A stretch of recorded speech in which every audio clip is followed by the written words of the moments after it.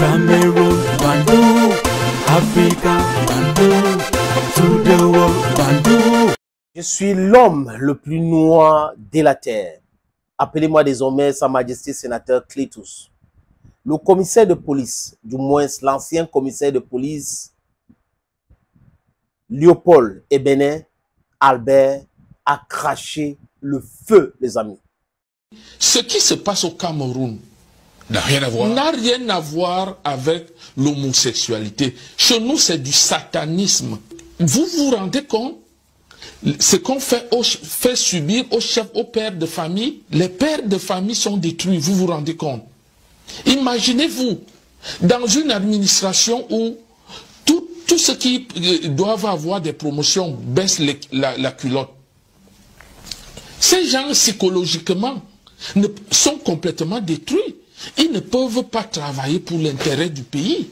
Ils savent qu'ils sont là, ils bénéficient à la force de leur derrière. Et c'est pour ça qu'ils sont méchants. Ils veulent tout détruire.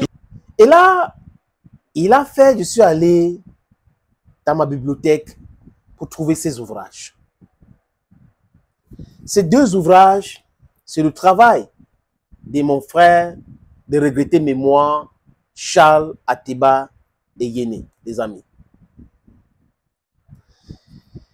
Ce qu'il vient de dire, ce n'est pas un secret.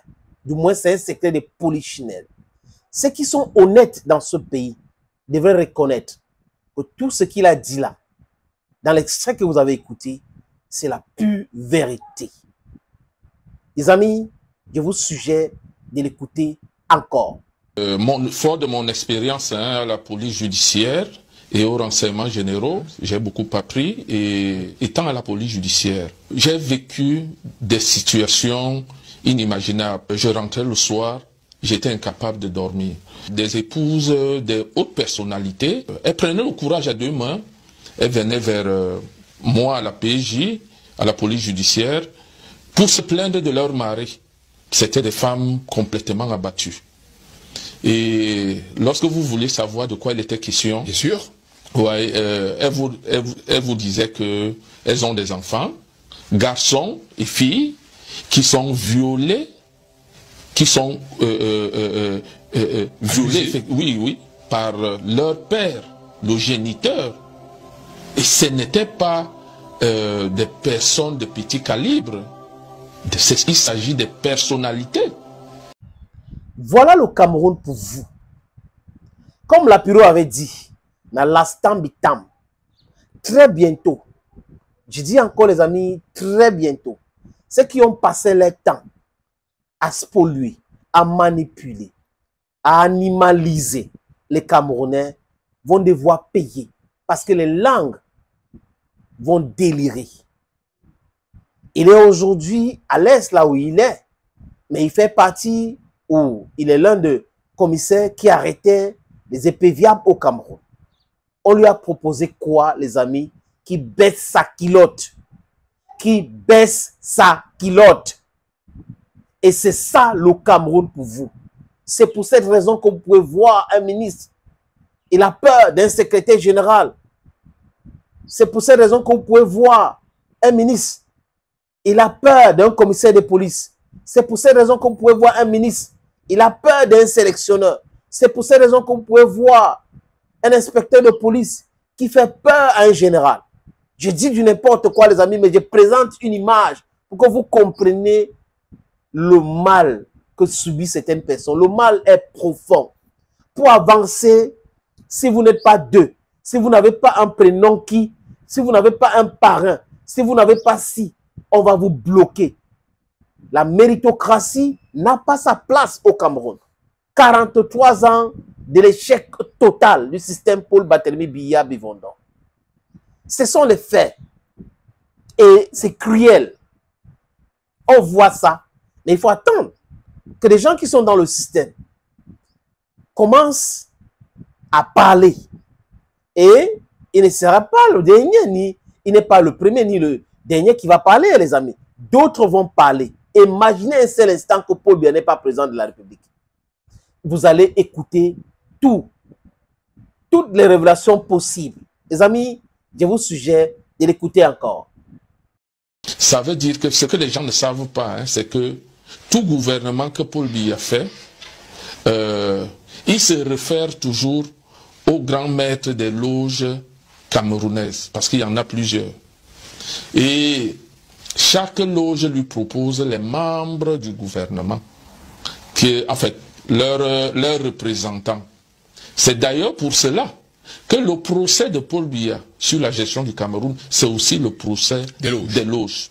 Je me suis rendu compte que les loges étaient des obstacles à l'évolution du Cameroun. Alors, face à une telle catastrophe, je me suis dit, avec tout au moins une administration comme celle-ci, avec un gouvernement comme celle-ci, même si nous faisons 100 ans, nous ne pourrons jamais nous développer. Quand Charles Ateba Yene était venu dans mon émission, du moins je l'avais invité pour venir présenter cet ouvrage qui est sorti en 2012.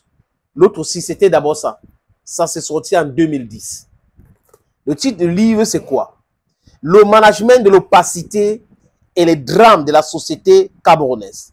L'insolite et la complaisance au détriment du mérite et de la compétence. Check it right now. Listen. Le management de l'opacité et les drames de la société camerounaise. L'insolite et la complaisance au détriment du mérite et de la compétence. C'est le kleptocratie qui gouverne le Cameroun. Vous comprenez quand je vous dis ça tout le temps, non les amis? Voilà donc un pays qui se gère avec des gens qui pensent qu'il faut toujours trouver des cancres, des incompétents, juste parce qu'ils peuvent baisser les culottes. En 2012, il y a même le truc des pays organisateurs là. Il doit avoir ça quelque part là, les amis. Je vais chercher un autre jour. Et ce livre qui est sorti donc en 2012, 2 ans après l'autre, parle de quoi? Le Cameroun sur la dictature des loges, des sectes, du magico-anal et des réseaux mafieux, des véritables freins contre l'émergence en 2035. On ne peut pas développer un pays avec des incompétents. On ne peut pas développer un pays en mettant des compétents du côté. On ne peut pas, c'est pas possible. On ne peut pas développer un pays avec le système kleptocratique. C'est pas possible, les amis. Donc, vous avez un pays qui est dirigé par des loges, par des sectes magico-anales et des réseaux mafieux. Donc, un homme doit baisser sa culotte. Roméo Dika avait dit qu'un ministre dans ce pays lui avait demandé de ramasser le papier dans son bureau. Vous vous rappelez? Vous vous rappelez? Il avait dit ça en Mondovision. Voilà comment le pays est géré. Il faut animaliser les gens. Il faut faire des choses humiliantes pour que quand tu l'appelles, tu dis fais telle chose, il va faire parce qu'il se sent diminué. Voilà le Cameroun pour vous. Donc les déclarations d'Abel Léopold et Bénin ne sont pas nouveaux. En 2012, Ateba Yene nous a parlé de ça. Mais avant, il y a eu la liste du top 50, vous vous rappelez, non? Des gens qui cherchaient le derrière des autres. Il y a eu cette liste-là qu'on avait publiée bien avant. Voilà le Cameroun pour vous. C'est la réalité. Donc ceux qui pensent et qui disent autre chose sont en train de protéger les intérêts. Thank you, friends. And bye-bye. Cameroon, Bandung, Africa, Bandung, to the world.